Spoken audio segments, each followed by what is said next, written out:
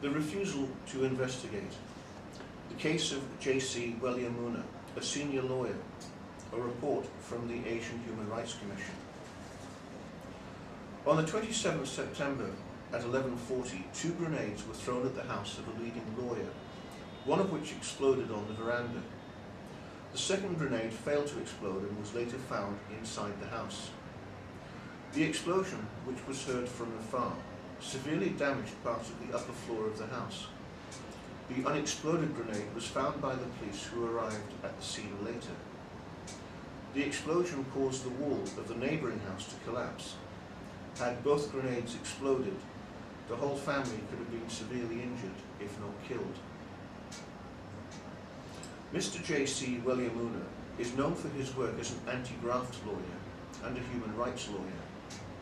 He is also the Executive Director of Transparency International of Sri Lanka. The attack on his house was widely reported locally and internationally.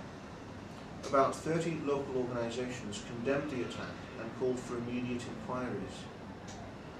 Several international organisations such as Amnesty International, the Dutch Lawyers for Lawyers Foundation, and the International Commission of Jurists, the Asian Human Rights Commission, and several others made representations to the Sri Lankan government calling for inquiries into this incident. The Bar Association of Sri Lanka passed a lengthy resolution calling on the President of Sri Lanka and the police authorities to take meaningful and effective steps to have the perpetrators brought to justice and to prevent any future occurrence of attempted intimidation against any members of the legal profession. This strongly worded resolution was followed by a delegation of the Bar Association meeting with the President to call for inquiries. However, since the attack, 4 months have passed, and Mr. Weliamuna has had to leave his home and take residence in safer surroundings. The lawyers fear that he and others are still under threat.